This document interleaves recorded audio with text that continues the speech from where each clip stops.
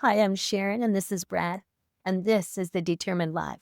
Today, we're going to talk about true ownership or taking ownership of a problem or a horrific experience, something you know that needs to change. And I should ask you, have you ever faced anything like that? Because I've known a lot of people that do face horrific experience and they just live with it and don't do anything. In fact, the experience overwhelms them instead of them getting out of it. Life has ownership over them instead of even the other way around. Right. Gosh, thank God we've never done that. Oh, no. But we're in our late 60s now, and now we're seeing everything that has built up to that point where we're now taking true ownership of our life. Well, it took us almost into our 60s to relax, because I've shared this, that in my 20s, I was all over the board. I mean, I don't know what I was doing, living in maybe 5 or 6 houses. I got to move here, I got to move here. In my 30s, I was trying to impress people and one-up everybody. In my 40s, those are productive years. In my 50s, I was giving back all the money that I made in my productive years because of a divorce and a couple of bad business deals. And then in your 60s, you learn to relax. So the story I'm going to tell about my ownership experience is not a happy story, but it was one that had to be done. And this was in the 60s.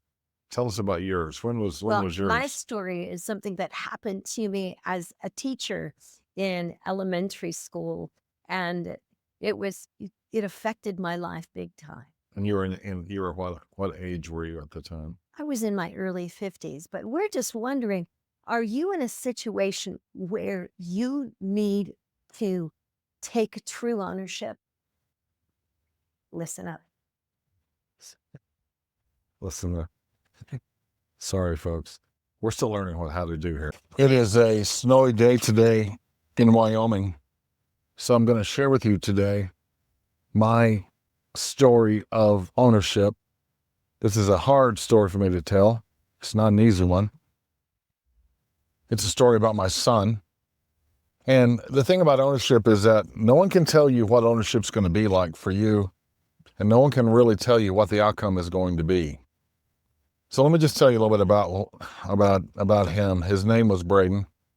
Wonderful young man. He was named after his mom and myself. My name is Brad. Her name is Denise, so I named him Braden. He was adopted. We adopted him when he was newborn. I was 39 years old at the time. I'd already adopted his sister Emily 4 years prior. And we told our kids that they weren't adopted, but they were not adopted anymore. But they were adopted, but they're not adopted now because they were part of our family. And I have to tell you, it wouldn't have mattered to me. The minute you hold a baby for the first time, it's yours. So having him was a joy. It really was. He was a good kid. He was a Tom Sawyer type kid. He could crawl on everything. He learned how to climb quickly. He learned how to fall off of things quickly. It's a miracle that he didn't have more bruises and scrapes, because he was a boy's boy by all means. I can remember when he was a kid, we lived on 40 acres with a pond, and I'd tell people, if he comes at you with the box, don't open that thing because you don't know what's in it. And I remember one day he had baby rattlesnakes. That was a little bit too much for me. I remember him putting a huge field mouse in the bathtub. So my wife at the time, she starts screaming and she says, get it out. And of course, this thing's the size of a small cat. And I said, we're just going to have to wait till he gets home because I'm not touching that thing either. He was smart, knew how to camp. He knew how to build things, but he was also talented. He was a member of the Tulsa Boys Singers. He could play classical guitar. He had rhythm, just bright, brilliant, really very smart, great athlete, just an all-around all-American boy. And about 6 or 7, I could see signs that he was wired a little bit differently. He seemed to be an orange in a world full of apples. And as he got older, we started having problems with his behavior. It was interesting. He got in trouble a lot. We homeschooled him in the beginning, but ultimately put him back in school. And around 7 or 8 years old, probably the worst thing possible that could have happened to him is that his mother and I suffered a divorce. And it was not a good divorce. It was a tough divorce. And I think kids hurt the most out of any kind of a divorce. But anyway, I struggled at that time because I had lost my ministry, and my son now is always in trouble. And it's getting to the point now to where He's in trouble with the police. He's in trouble at school. Down the road, there were some other things that came forward, but I can remember I moved back to my home where I met my wife in Amarillo, Texas, and within, I don't know, 2 months, he came back to live with me because his mother couldn't handle him, so he was with me. And it's one of those kind of things where he got swats every day. Whenever you know the principal cell number, that's not a good thing. And I was at the school almost every single day trying to handle something that he had done. So his conduct started to concern me because of my work. I had gone through 2 or 3 jobs because he was in trouble, so I had to go to parents' meetings all the time. I had to take him to court. There was stuff that was going on. And during this time, my sister passed away, and my mother passed away, and my dad passed away. They all died within about 1.5 years of each other. So my brother and I were having to deal with that piece. I was the executor of the will. I was dealing with that level of grief, and then I had a child that was always in trouble. And then my daughter came down and lived with me for a while. So I was a single dad with a teenage daughter and a son. And it was the kind of thing that if he went to somebody's house, you'd cross your fingers hoping that he didn't do something. And as time went on, it was an addiction. The addiction ruled his life more than anything else. He just wanted to get high. He wanted to experience that. But he also came up with type 1 diabetes. So it was a two-edged sword. One side he was sick, the other side there's probably some mental illness in there. I'm not real sure. But anyway, there was just a lot of dynamics going on. And I'm going through job after job trying to hold it together. I'm in my 50s trying to hold my life together. And it was a mess. It was a hard time. And I think during that time I had probably 3 or 4 jobs. I would leave my jobs before they would fire me simply because of the fact that I couldn't work because I had to handle him. I had to handle all these problems. And it was just taxing. It was just absolutely taxing. And then he's in and out of the hospital with type 1 diabetes. I moved him back to Tulsa again, and he was on the street. That was his preferable place to be. I tried military school at $28,000 a year. His mother and I did, thinking that would help. It held him in place, but that's a lot of money a year. Got him into different programs. And as a parent of a child like this, you hope this program's going to be the one that's going to fix your child. But it's ultimately up to your child what's going to fix your child. He's got to make that decision. She's got to make that decision. They have to hit rock bottom and say, I don't want to get high anymore. I don't want to live this way. I'm tired of trying to find a place to live. I'm tired of sleeping on a bench. I'm tired of being on the street. So we had not hit that point yet. So he would move in with me, and his part of the house looked like a meth den. And then we just had a rule: if you get aggressive, I'm calling the cops. The cops in Tulsa knew him by name, and then of course he was always needed an ambulance because his blood sugar would get to 700 or 800 because he wouldn't take his medicine. He's living on the street. He's going from couch to couch, surfing from place to place, living who knows where, getting in trouble. He'd call me at night. I'm 7 hours away, 6 hours away in another city. And I'd say, just go go into the Village Inn and lay down on the booth, because I knew that they would call the police. The police would take him to jail. And I knew that he had a safe place to live for a week or 2. If you don't have a kid like this, you don't understand what I just did. For all of you guys who are saying, my kids never did that, thank God for you. I didn't have that. So again, I got to the point where I didn't justify to anybody anymore what I was going through. I handled my stuff because nobody around me understood unless they were in the same situation. And I had some wonderful friends that were in the same situation that understood. So anyway, how do I move forward on this? I had to make a decision because I can remember one night he was living at my house, and I woke up at 1:30 in the morning smelling bacon cooking. And as I woke up, I heard somebody in my shower, and I heard people talking in my living room, and come to find out he had brought all these street people, all these drug addicts into my house. I didn't know who they were. One is in my shower, one is sleeping in one of the beds, and he's up making breakfast for everybody at 1:30 in the morning. I'm in an apartment complex, so of course I had to deal with him making noise and the people next to me complaining, and it was discontinual trouble. After 2 or 3 jobs trying to figure life out, and I'm a pastor, by the way. I wasn't actively in ministry at this time. I was just trying to keep my life together. I'd suffered a major divorce. I had lost all my ministry bookings and billings because no one wanted a divorced pastor to come that had a kid on the street. Yeah, sometimes people are hard, crazy. That's why you have to take ownership of your life, because you can't please all people.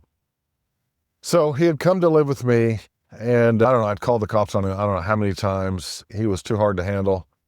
I can remember one Christmas he had to be intubated simply because his blood sugar got high. He goes to the hospital just to keep him alive. And I spent Christmas Eve with him.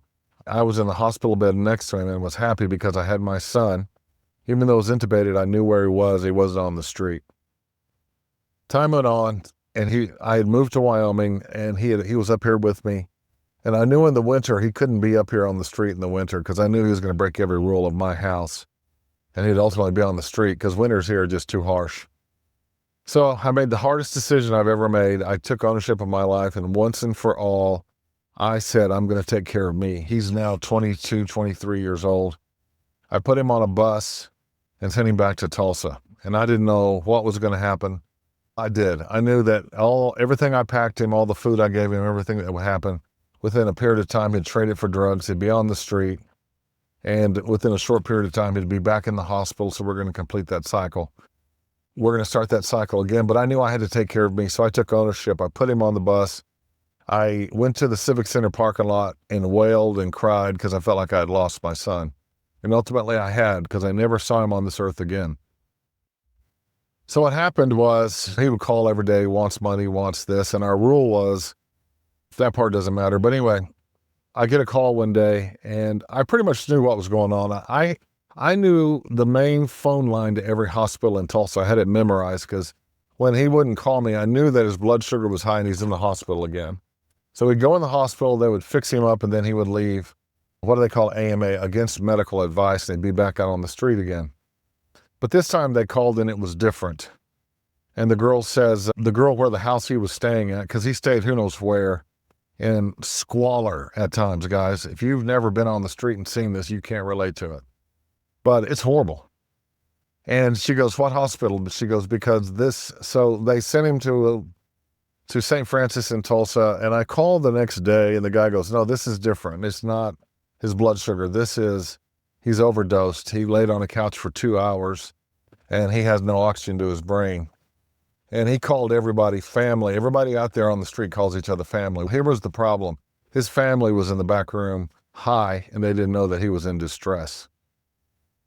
So when I came to Tulsa, they told me I couldn't go into ICU or wherever they had him because he had COVID as well. And I said, then call security because I'm going in. And they quickly got me dressed and gave me a mask and gloves. I looked like an astronaut. But I spent 3 days with him we took him off of life support because that's no way to live, and prayed for a miracle.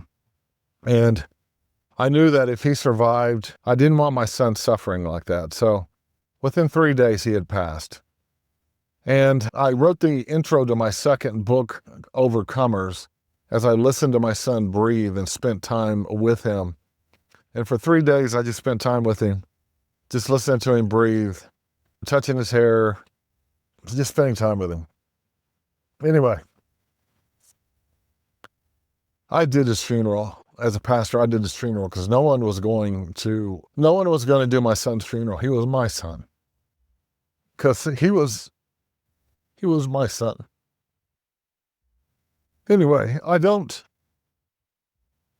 to take ownership of my life. I had to move on. I had hoped that he would ultimately catch it and get it and turn his life around, but we ran out of time. So sometimes leadership is not that easy. Sometimes taking ownership is not that easy, but you've got to take care of you. And now my daughter gave me my first grandchild at 66. Her name is Ella Marie Lila Clements.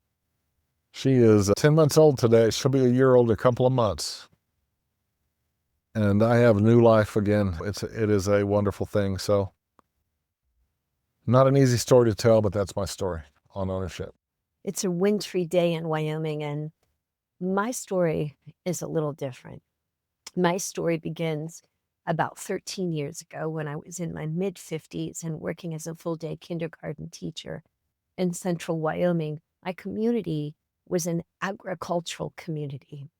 At the time, the school district actually had foreseen that the products of meth users would be entering this school district.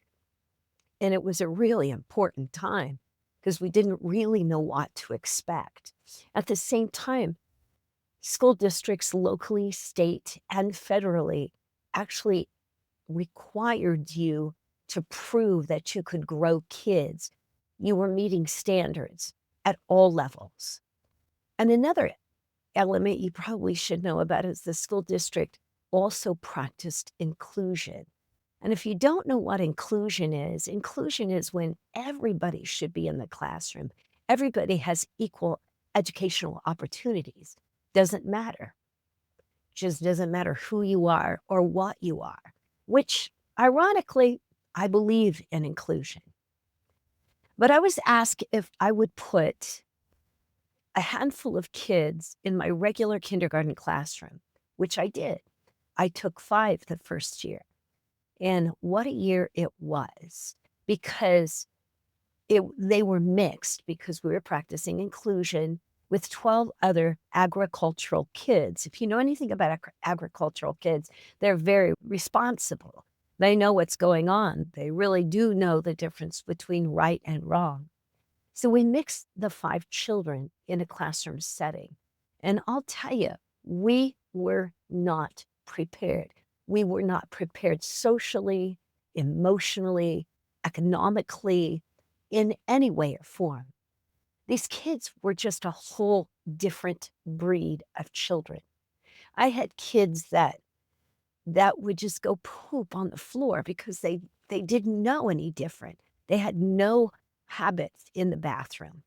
We would catch kids drinking out of the toilet because that was their access to water.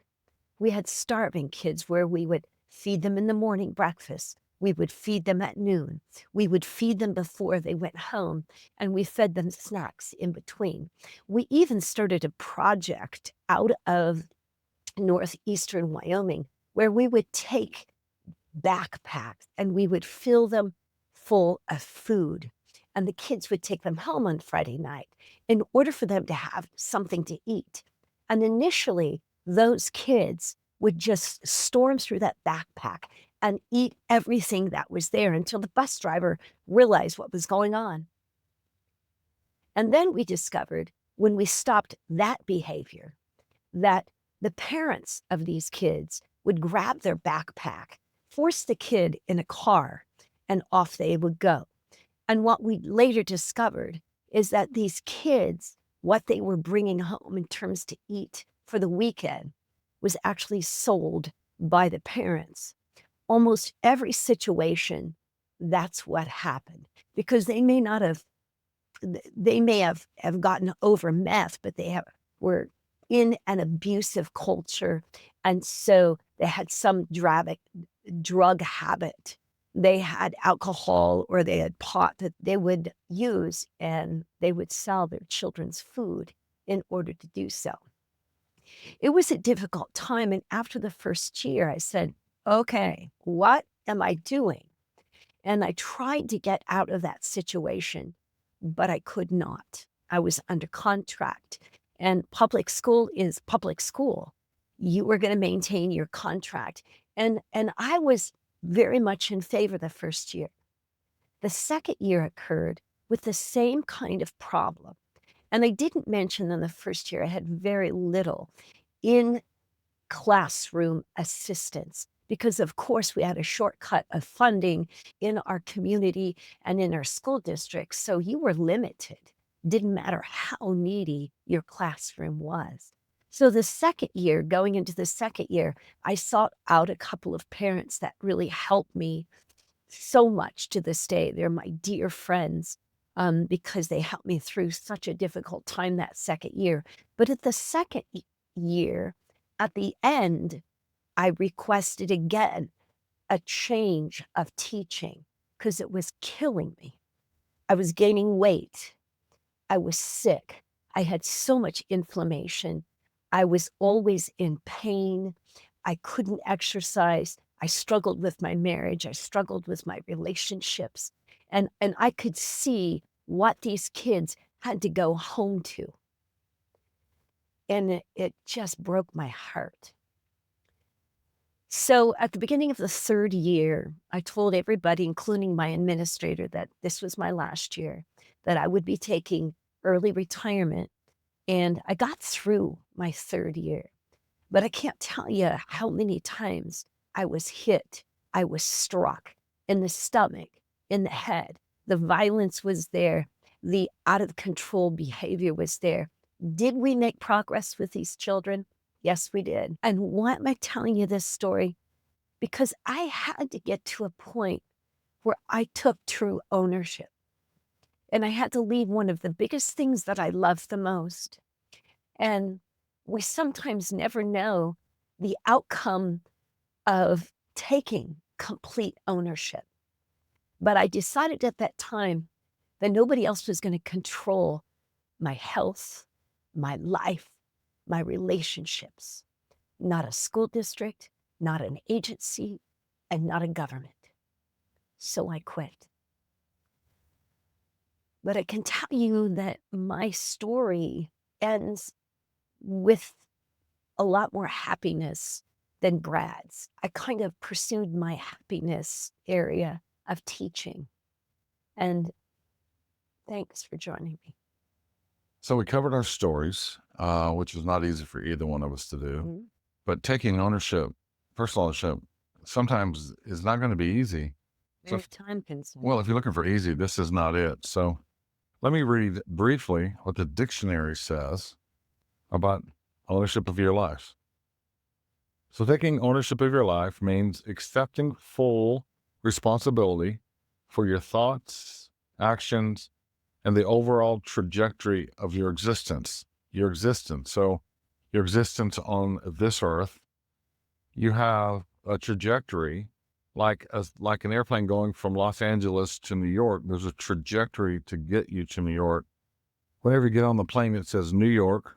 So you don't get on the plane and the pilot goes, gosh, I'm not into going to New York today. So I think we're gonna go to Kansas. You wouldn't be too happy. It's a focused, determined direction. For sure.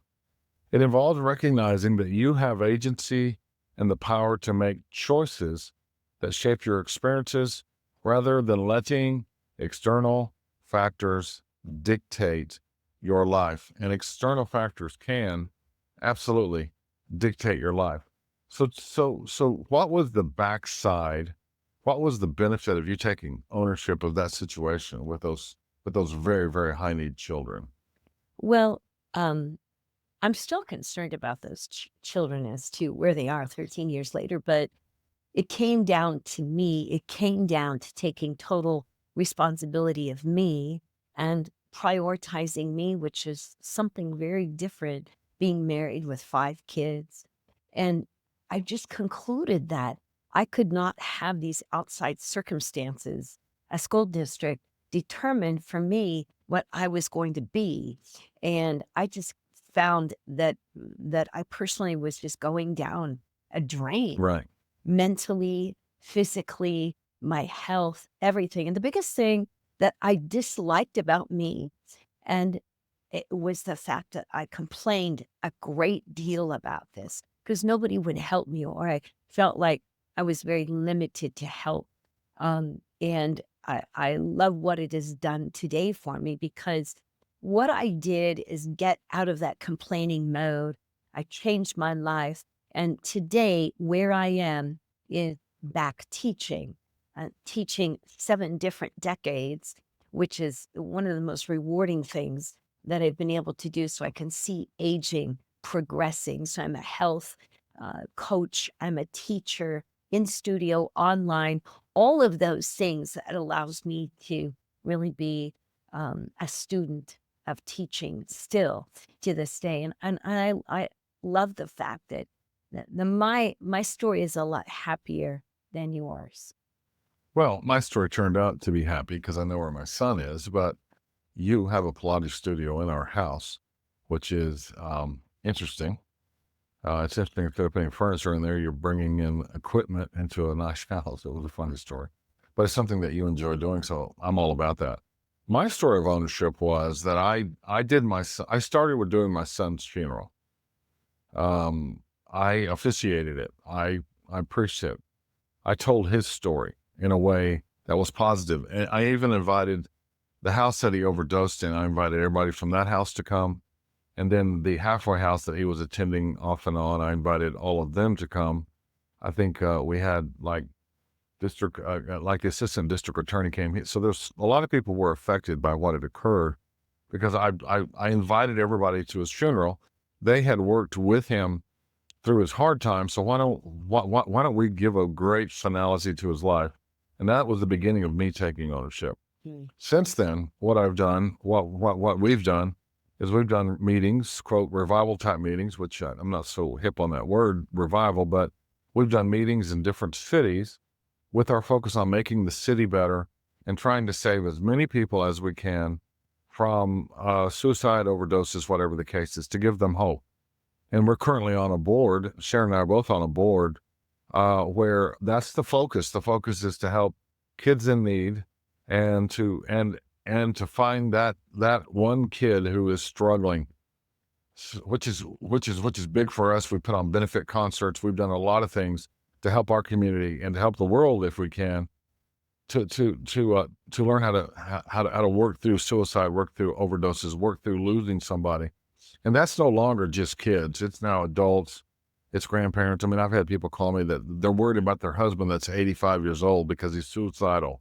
And so, in other words, Brad, what you've done with a very sad ending is take true ownership and turn it around Right. and help other people. Sure. And that's kind of what we need to be doing anyway in this world. Well, life's about helping other people. And the best place to start is to help yourself. You be the one that people call when they need help, not you calling somebody all the time. Change your life, man. You make that decision, you know? I love the rags to riches stories, but at the end of the day, it's still about you. So next week, we're going to do something a bit different. And we are doing a what? We are traveling. We're leaving central Wyoming, working our way to Coeur d'Alene, Idaho. And we videotaped from there in my business and in his business. And we're going into Seattle to meet my 2 daughters, their significant others, and my 3 grandchildren. So it's going to be a fun trip. We need a fun trip. We need a fun trip. So have a good week, and we will see you next time.